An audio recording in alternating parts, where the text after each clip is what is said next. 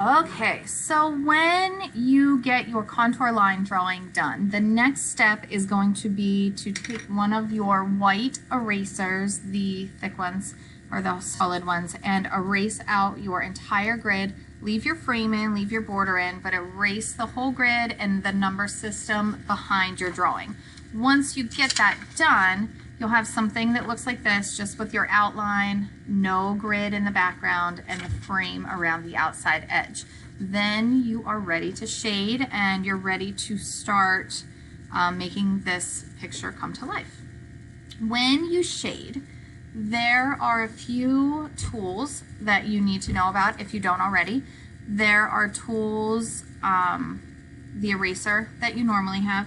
You've been using these green 2H pencils that have a hard lead inside of them, which draw really lightly, so they're easy to erase.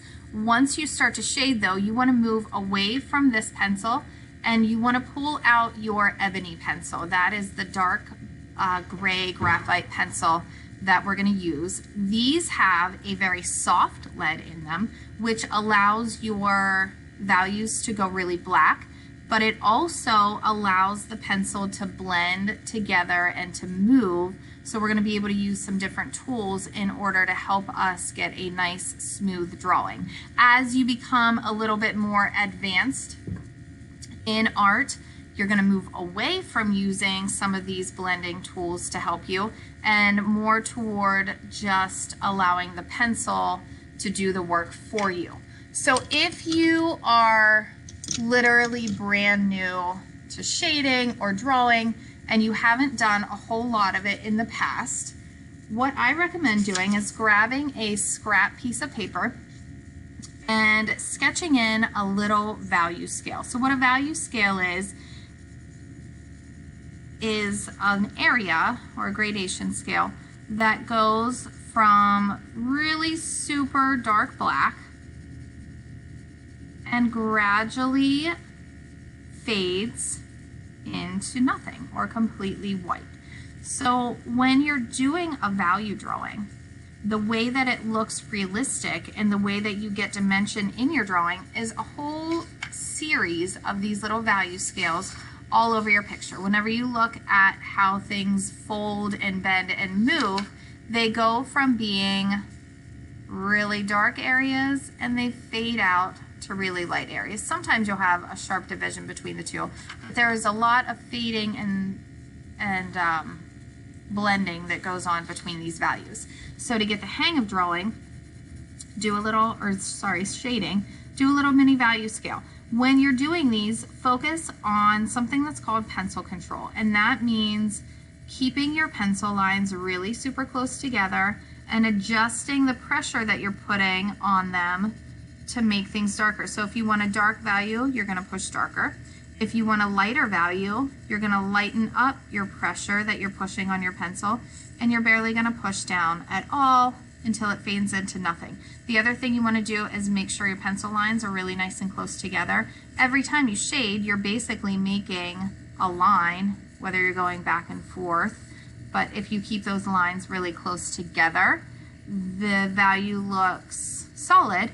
If you let your pencil lines stay really far apart from each other, it gets really scribbly and scratchy. This is what you don't want because you'll never get it to blend together. If you can get it to go really smooth like this, maybe try to do your value drawing without using any tortillon at all. If you're brand new, these are called tortillons. They're little blending sticks or little blending stumps. It's basically just a little thin piece of paper that's rolled up. Kleenexes or toilet paper and Q-tips also work for these purposes. If you're in a jam, your finger will work as well. Just watch using your finger because the oil from your hands kind of smear your paper sometimes. So to use a tortillon, you literally just go back over your pencil. I'm working in little tiny circles. I know it's kind of hard to see on the video, but if I go in slow motion here, I work in little tiny circles. If you do little circles, that will blend your pencil together so that you don't see any direction lines. Here you can see direction lines up and down. If you either go in the opposite direction of what you have shaded or little mini circles, it will smooth everything out and you won't be able to see any directions. Sometimes the direction lines are good for you. On my flower, I would want direction within these petals because I can see that it curves sideways. So if I put that little bit of a curve or an arc in when I'm shading, it's going to enhance the curve of the petal. These leaves are kind of more flat and smooth, so I would want those to go flat and smooth. The next tool that is new with shading is something called a kneaded eraser. A kneaded eraser kind of feels like putty or Play-Doh, and there's a couple reasons. Yeah, they're fun to play with, but they serve a purpose. So you can roll these into like a point if you need to erase a small little area out. You can also kind of smush them and flatten them if you need a small little highlight erased on something. So the way that kneaded erasers work, instead of a white eraser, which takes away everything that you have down on your paper, or at least it's supposed to take everything away, a kneaded eraser will lighten up what you have without taking it away. So if you need to pull a highlight out of an area or a really thin space that you need to lighten up, you can use your kneaded eraser and it won't take away everything you've done. It'll just lighten up what you have down. Kneaded erasers get I'm trying to turn it in the light so you can see what I'm talking about. They get dirty though. They get like this black filmy smudge on them. So the reason that they pull apart is that once they get really full of lead, you can pull them apart and stretch them and put them back together again, and they will self-clean and they'll be good to go, and you can use them again. So once you are familiar with the tools, and once that you know you have good pencil pressure or pencil control, excuse me, you can go ahead and start to shade your drawing. The goal for you is to make your drawing look exactly like your reference picture. So when I'm doing this, I personally like to work from dark to light. You can see I've already started shading in this petal. So I'm gonna the leaf. I'm gonna come in and I am now going to start shading. I think maybe I'll do this little section in between the petals so that hopefully you can see what I'm doing a little bit. So I'll do this flower petal right here.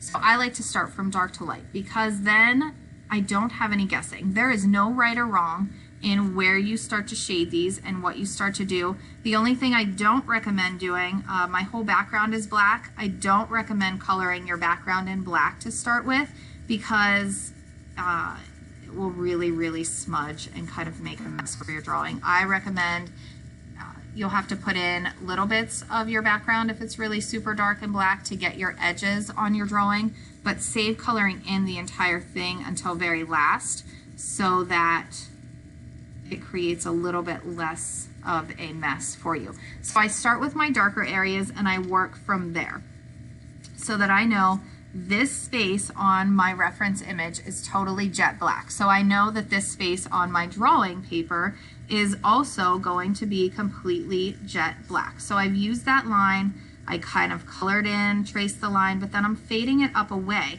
You do not want to have big, heavy outlines on your drawing. So you use edges instead of having a big outline like this. I take that outline and then I fade it out or color it out depending on what section it is, and my line goes from being a big thick outline to then an edge. That is what we want.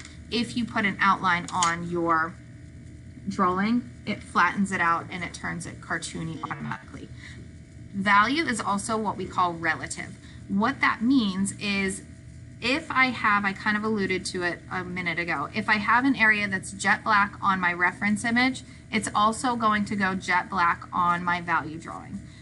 Same thing if I have an area that's a medium gray, I want it to go medium gray here. But what relative means is that if this value is the same on my reference image to another area, like this in the petal is the same gray as in my leaf, it's also going to be the same on my drawing. So if I have a medium gray here, this value should match this on my drawing, the same as it does on my reference image. So if you do that, sometimes it's easiest to work kind of back and forth in your drawings. So if I know this value is the same as here, I'm going to jump to this section next, and I can work back and forth and jump around. You don't have to start from the middle and work your way out, or start on the left-hand side and work your way back and forth. Sometimes if you're working across, you can start to smear your drawing with your hand, especially if you're a lefty. That happens a lot. So one way to fix that is to take an extra scrap piece of paper or an extra piece of drawing paper, put over the area that you're not working on, and that will help it from smearing when you are working on it. So again, keep your pencil lines nice and close together. Mine are borderline scratchy right now, but I know that I'm going to blend them, and I'm just trying to lay down my base value so that I know where everything needs to lighten up and needs to darken up. If I need to darken it, I put more pencil pressure down. If I need to lighten it, I put less pressure on my pencil, or I use my kneaded eraser to help me out with that. Once I get a base laid down, I can take my tortillon and blend out. If those scratches are little, I can work in circles and I can blend all of my pencil together, and it becomes really super nice and smooth. I can use my tortillon in my lighter areas to shade. Just be careful you don't push too much with them. The downfall of the tortillon, if you use it too much to shade with, especially if there's no pencil down to begin with, you can use it to put in some lighter values, but if you use it too much, the paper on your tortillon starts to pull the paper off of your drawing paper, and it kind of tends to pill like a sweater would, or start to rip apart. So just be careful using it too much so that your paper doesn't start to lose its quality. So you blend it all together, and then this area down through here I have a little bit too dark, so I'm going to simply come in with my kneaded eraser and I'm going to pop back in my highlights where it needs to be. You can erase as much or as little as you need to, and I'll kind of blend that back and forth. I also need to add these little texture lines that you can barely see in the video, but they're there, so then I can come back and work back and forth. So you darken and lighten as you go and kind of work back and forth.